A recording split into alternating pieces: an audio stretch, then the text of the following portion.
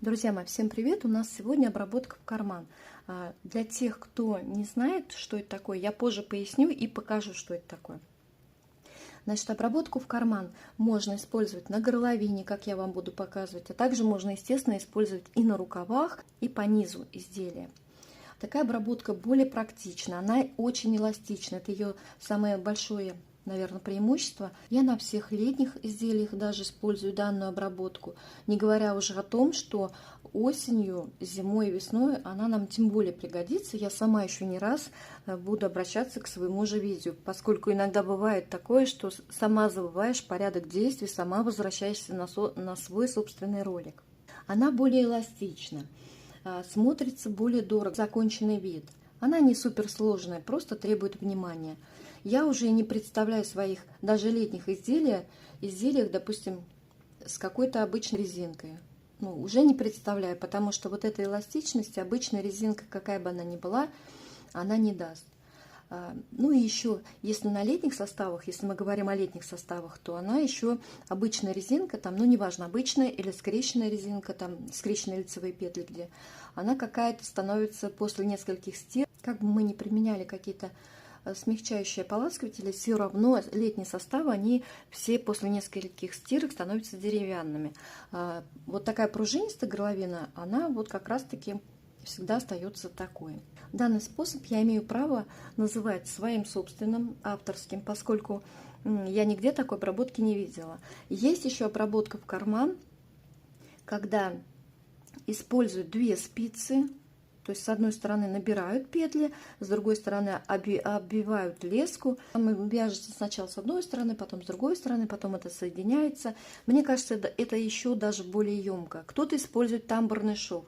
Лично мне он тоже не подходит, поскольку выколупывать петли из тамбурного шва, сделанного крючком, косичку прокладывают, да, и из-под этой косички потом надо вот выцарапывать, выколупывать вот эти петельки. Мне такой вариант тоже кажется, и, во-первых, более емкий, петель не видно вот этих вот проложенные вот этой цепочки, потому что соседние петли затягиваются. Поэтому я это делаю через накид.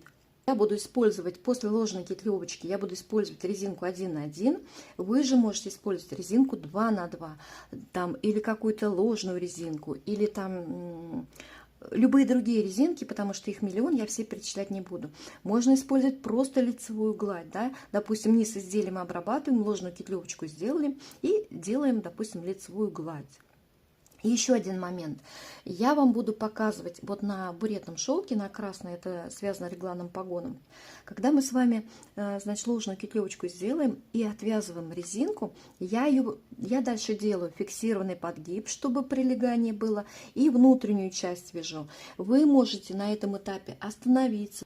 То есть вы связали ложную кетлевочку, сделали резиночку, можете ее закончить, закрыть эластичным способом через прямой и обратный накид, иглой закрыть, руликом закрыть, тоже очень красиво смотрится. То есть варианты есть и другие, да, то есть вы можете, я буду продолжать внутреннюю часть вязать, а вы можете вот на этом этапе закончить уже свое изделие, и для вас это будет менее емко.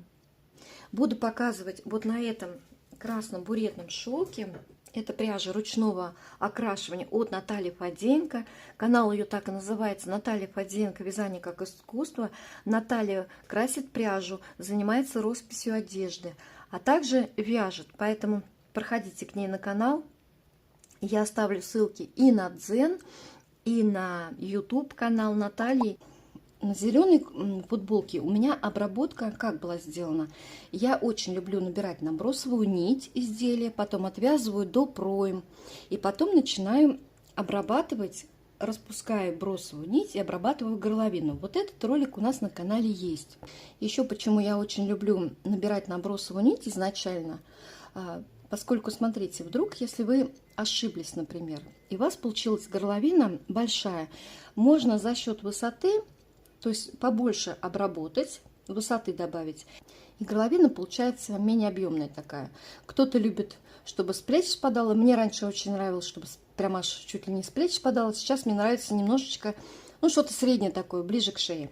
Поэтому вот, когда набросовую нить изначально набираешь, здесь можно отрегулировать, какую я хочу горловину. Вот какую хочу, такую и сделаю.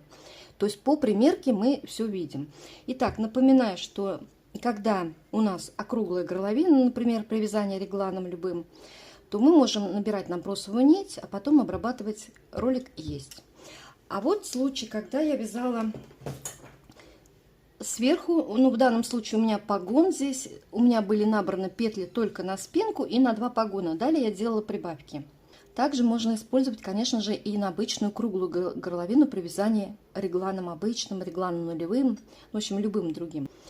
Смотрите, я связала небольшой образец. Представим, что мы вязали сверху, и у нас есть вот такой окат, как бы, да, потому что мы делаем какой-то ритм прибавок. Иногда мы сейчас не будем вообще ритм прибавок трогать, это все индивидуально от изделия зависит. И вот мы делаем прибавочки. Во-первых, хочу сказать, смотрите, у нас есть кромочная петля, когда мы поворотным вязанием вяжем, которая отвечает за 2 ряда, да. А есть следующая петля. Все прибавки вот я делаю всегда, когда вяжу V-образный вырез, или там вот, допустим, такая округлая, или там вот непонятная форма такая горловина, да, ну неважно как. Я, смотрите, делаю первую петлю, снимаю там, допустим, потом я провязываю 2 петли, и только тогда, вот она, видите, прибавочка. Вот это была прибавочка в предыдущем ряду. Можно отступать 3 петли, вот в данном случае я здесь отступала 2 петли и делала прибавку. 2 петли, прибавка там в нужных рядах. Здесь в образце 3 петли, не имеет значения. Мне нужна, смотрите, вот кромочная петля, вот эта вот растянутая, да, а следующая за ней дорожка идет предкромочные петли, и они соответствуют рядам. Опять-таки, в разных участках мы сейчас про ритм мы не говорим, то есть бывают ритмы разные. И смотрите, что получается. Вот, допустим, я обрабатываю. Мне нужно обработать вот этот вот весь периметр, да, всю окружность. И я поднимаю петли не из кромочной петли, иначе оно будет смотреться неаккуратно. Если мы сейчас будем набирать, то оно будет смотреться неаккуратно. Я набираю, вот говорю, из предкромочной. Получается, это полноценная петелька в полотне. В данном случае, видите, вот кромочные, 2 петли, потом идут прибавочки. Кстати, да, небольшой нюанс. Я всегда начинаю обрабатывать с середины плеча.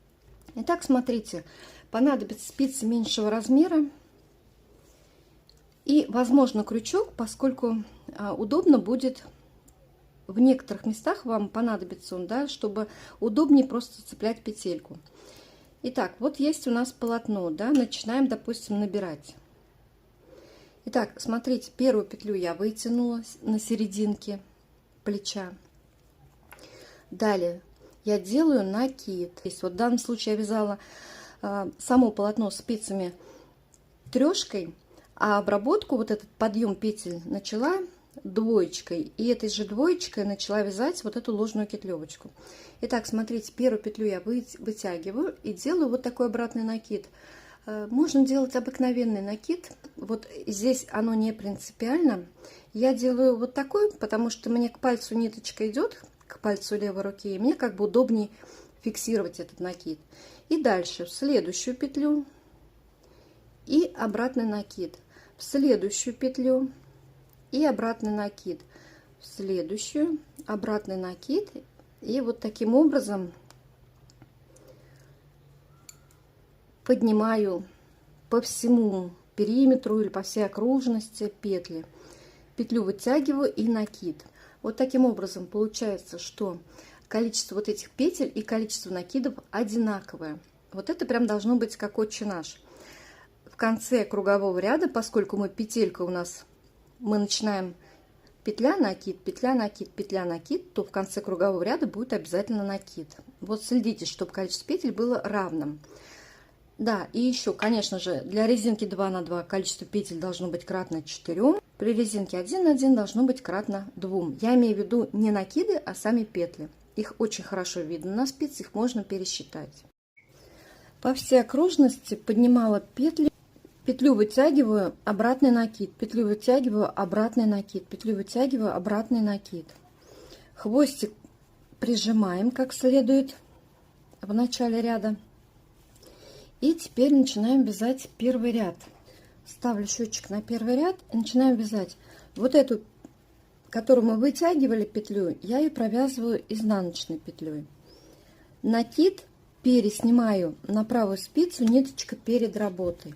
И так прохожу первый круговой ряд. Изнаночная петля, следующую, та, которая была у нас накидом, переснимаю на правую спицу, не провязывая, ниточка перед работой. Вытянутую петлю провязываю изнаночной, накид переснимаю на правую спицу. И так чередую: изнаночная, накид переснимаю. И так весь круговой ряд. Первый ряд заканчиваю вместе, петлю провязываю изнаночной, накид переснимаю, ниточка перед работой. Изнаночная и накид переснимаю. Перекидываю счетчик рядов, начинается второй ряд. Теперь я буду изнаночную переснимать, ниточка остается за работой. Теперь следующую петлю, которая у нас была накидом, подготовительным рядом, я буду провязывать лицевой петлей. Мы находимся по лицевой стороне, чтобы с изнаночной стороны она была изнаночной петелькой. И продолжаю так вязать второй ряд. Изнаночную петлю переснимаю, ниточка остается за работой, следующая петля лицевая. Изнаночную перекидываю, следующая петля лицевая. Перекидываю, следующая лицевая. И так вяжем до конца второй ряд.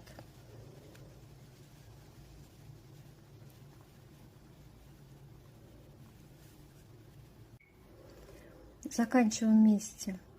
Изнаночную переснимаю, накид провязываю лицевой. Изнаночную переснимаю, ниточка за работой, накид провязываю лицевой. Изнаночную снимаю, в конце накид провязываю лицевой петлей. Таким образом мы получили изнаночную дорожку по лицевой стороне, это у меня лицевая сторона, и изнаночную дорожку, ее сейчас плохо видно, по изнаночной стороне. Но у меня еще ввиду того, что узор такой, что плохо видно здесь. Теперь дальше нужно связать по принципу полой резинки, как мы обычно обвязываем горловину, ложную петлевочку. По высоте на ваше усмотрение четное количество рядов. Все следующие нечетные ряды, это первый, третий, кому-то пятый, будем вязать следующим образом. Первую провязываю лицевой петлей, следующую снимаю, ниточка находится перед работой, переснимаю. И опять лицевую петлю провязываем, следующую переснимаем на правую спицу, ниточка перед работой находится. Одну провязываем, одну переснимаем, ниточка перед работой, перед петлей.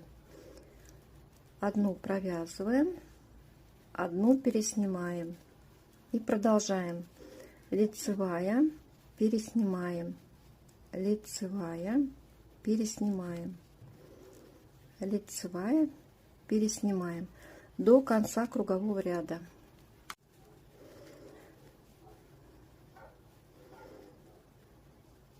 Лицевая, одну петлю переснимаем, лицевая, переснимаем, лицевая. И в конце переснимаем, ниточка перед работой. Перекидываем счетчик рядов или маркер. Второй и все четные ряды, четвертый, шестой, если нужно шестой, вяжем одинаково. Первую петлю лицевую снимаем, ниточка остается за работой. Следующую петлю провязываем изнаночной петлей. Вяжем по принципу полой резинки. Лицевую снимаем, изнаночную провязываем. Лицевую снимаем, ниточка за работой, следующую провязываем изнаночной. Лицевую снимаем, ниточка за работой, следующую провязываем изнаночной. И так повторяем второй, четвертый и, если нужно, шестой ряды. От этого будет высота зависеть.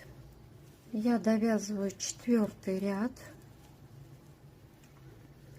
Лицевую снимаю, ниточка за работой, изнаночную провязываем.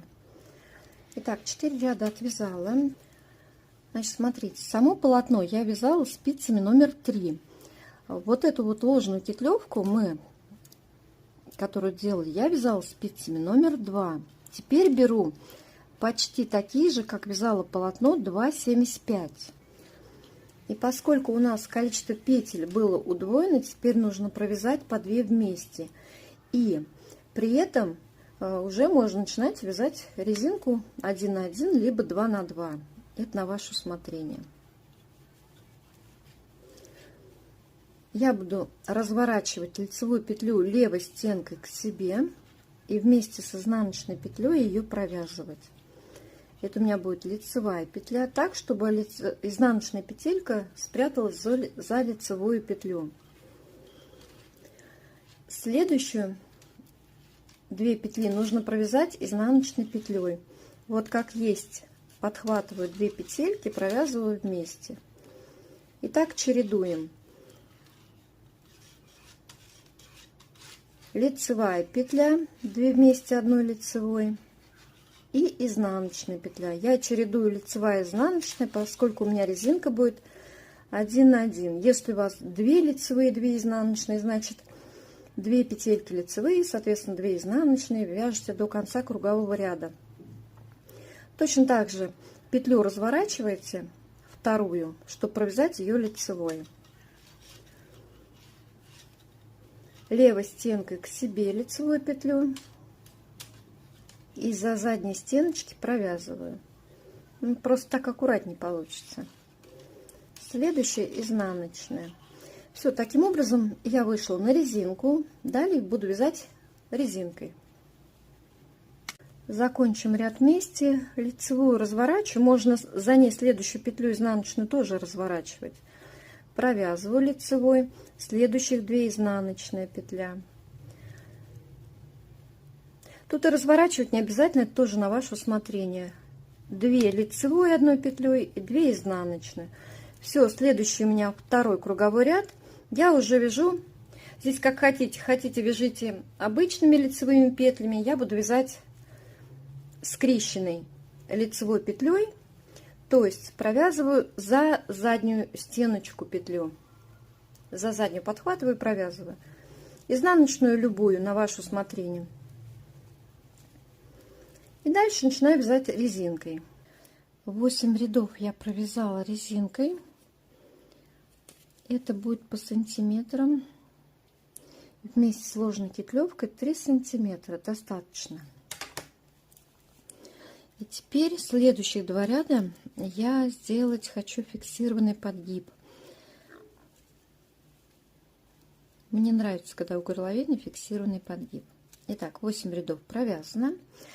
Смотрите, чем меньше высота, тем ваша обработочка будет дальше от горловины, от шеи, да, точнее. Ну, смотря какая изначально была сделана, конечно, поэтому смотрите сами, сколько рядов вязать. Вот в моем случае мне немножко сузить надо, уменьшить горловину. Она у меня была глубокая. Плюс у меня состав здесь такой, что она может немножечко быть больше потом. Поэтому я провязываю выше.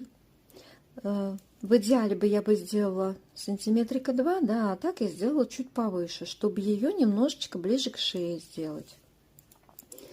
Так, с высотой определились.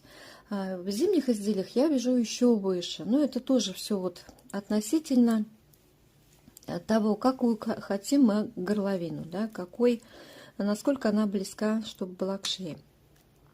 Итак, следующих 2 ряда я буду провязывать фиксированный подгиб. Как он вяжется? У меня стоит первая лицевая петля, вот лицевую буду провязывать, причем здесь вот во время вязания фиксированного подгиба, неважно, какая она у меня, скрещенная или не скрещенная, я буду вязать обычную петлю.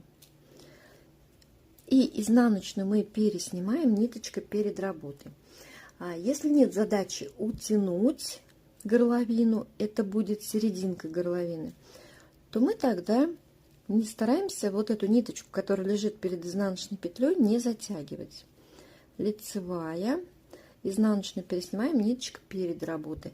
Если хотите, чтобы она немножко подтянута была, значит немножечко натягивайте нить. Итак, следующих 2 ряда я буду вязать одинаково. Лицевую провязываю, изнаночную переснимаю, ниточка перед работой. 2 ряда. Если пряжа толстая какая-то, я обычно делаю 3 ряда. Но опять все так по обстоятельствам, всегда все по-разному. Сейчас я буду делать 2 ряда. Второй ряд фиксированного подгиба. Изнаночную снимаю ниточку перед работой, лицевую провязываю. Последняя у меня изнаночная ниточка перед работой. Все, 2 круговых ряда есть, фиксированный подгиб уже есть, достаточно. Теперь внутреннюю часть резинки мы сейчас будем вот так вот внутрь уже вязать, на изнаночную, ближе к изнаночной стороне. Буду вязать уже спицами еще чуть меньше, 2,5. Так как у нас внутренний диаметр всегда меньше, да, поэтому и спицы беру меньшего размера.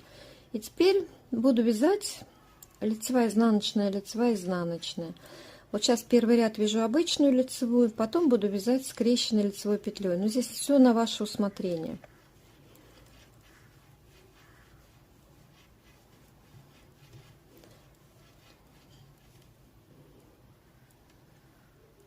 И вот так получится сгиб. То есть мы теперь вяжем туда. Значит, 8 рядов у меня было до фиксированного подгиба, 2 ряда фиксированного подгиба и еще 8 рядов. Это внутренняя часть. Здесь случайное совпадение, что 8 и 8 рядов. Бывает по-разному. Бывает здесь больше, здесь меньше. Бывает наоборот, здесь меньше, здесь больше. Просто как оцениваем? Вот так складываем по фиксированному сгибу.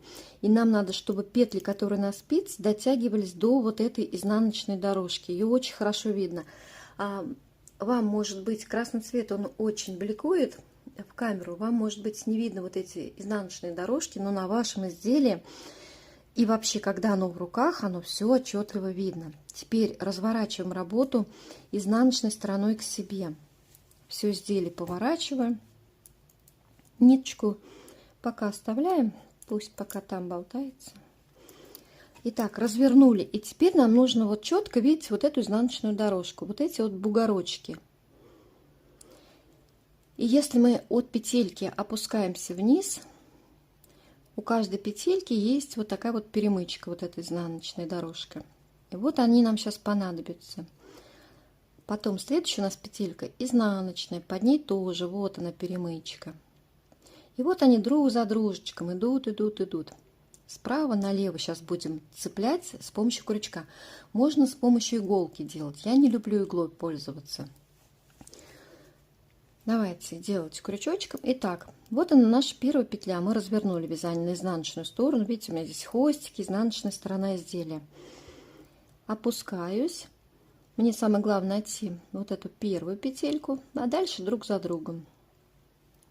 Да, спица, которая у нас получается сейчас с правой стороны, вы ее, чтобы петли не растянута, последняя петля, чтобы не была растянута, потому что мы сейчас начнем, пока вот это вот крючком прокетлевывать, у нас вот эта растяжка будет растягиваться.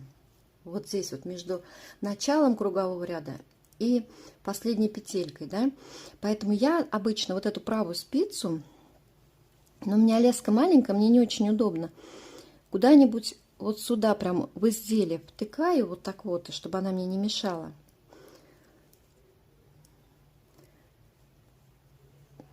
Вот так вот ее протолкнула, чтобы она вот эта вот последняя вот эта растяжечка не была растянутой. И начинаю прикетлевывать. Сейчас я спицу уберу, но смысл, я думаю, вы поняли, да, для чего это. Чтобы вот эту вот протяжечку такую не получить, ну, чтобы поаккуратнее было. Итак, подхватили эту перемычку. Теперь снимаю петельку. Вот она как стоит у меня за правую стеночку. Подхватила. Со спицы снимаю и протягиваю сквозь вот эту изнаночную. Протянули. Теперь вот здесь вот поаккуратнее прижимаем. Теперь в следующую изнаночную дорожку. Она получается уже под следующей петелькой. Снимаю следующую петлю со спицы с левой.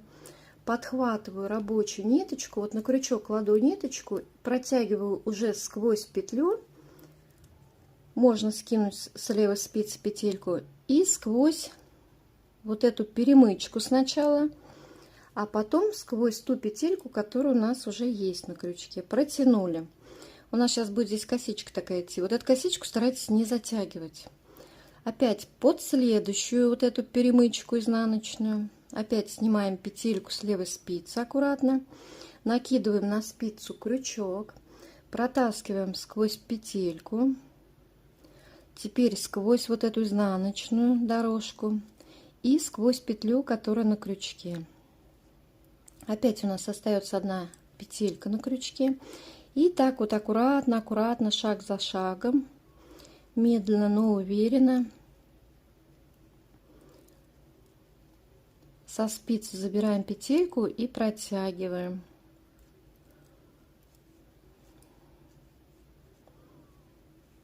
Протягиваем аккуратно, не затягивая. Вот эта косичка, вот она, видно ее, чтобы она не была затянута. Вот, видите, вот она может, вот эта перемычка может быть растянута. Вот теперь я спицу вот сюда, прям в изделие, куда-нибудь втыкаю и вот так фиксирую. Можно сюда заглушку поставить, и тогда, когда мы уже до конца кругового ряда дойдем, вот здесь вот не будет такой растяжки большой. И продолжаю дальше в следующую перемычку изнаночную. Дальше снимаю петлю с левой спицы, подхватываю рабочую ниточку, протаскиваю сквозь петлю, сквозь перемычку и сквозь петлю, которая на крючке. И так далее до конца кругового ряда аккуратненько. Прям осталось буквально 3 петельки. Под перемычку в петлю вхожу, ниточку подхватываю, протаскиваю сквозь петлю, петлю скинула, под перемычку и под петлю, которая на крючке. Еще 3 петельки осталось.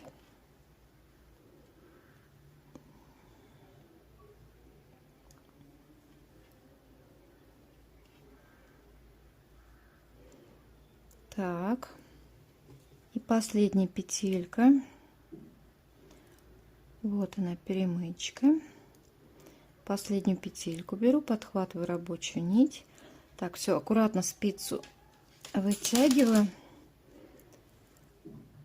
Протягиваем все так же сквозь петлю, которая на крючке. И теперь у нас здесь не хватает. У нас получается вот такая вот косичка по изнаночной стороне. Но она сейчас смешалась. Вот она, да, косичка вот идет. И как бы она не завершена. То есть нам надо ее завершить. Для этого я обрезаю ниточку. Вытягиваю рабочую нить. И теперь вот эту последнюю. Вот у нас косичка идет. Вот она, косичка. И нам надо соединить последнюю петлю косички с первой петлей. Для этого вот у нас ниточка вытянутая есть. Мы ее должны протянуть сквозь 2 дужки самой первой косички. Вот так крючок вставляю, неважно, сверху вниз или снизу вверх. Протягиваю вот этот хвостик, который мы отрезали. И теперь нужно вернуть в центр последней петельки косички. Здесь, как хотите, можно ввести крючок. У нас внутри же получается как пустота, там как полая резинка. Теперь в центр вот этой последней косички. Под камерой не очень ловко, в руках все надежно. И все виднее гораздо. Теперь подхватываю рабочую нить и в центр косички. Все, и у нас получается беспрерывная косичка. Ну и все. И вот у нас обработка. Теперь осталось все хвостики просто прибрать. Наверное, никто не любит хвостики убирать. И вот она, двойная горловина. Вот так красиво все получается. По переду и со стороны спинки. Все здорово и ровненько. Несмотря на то, что это буретный шелк, на котором хлеще, чем на хлопке, все видно просто. Ну все, всем желаю ровных петелек. И самое главное, девочки, будьте здоровы.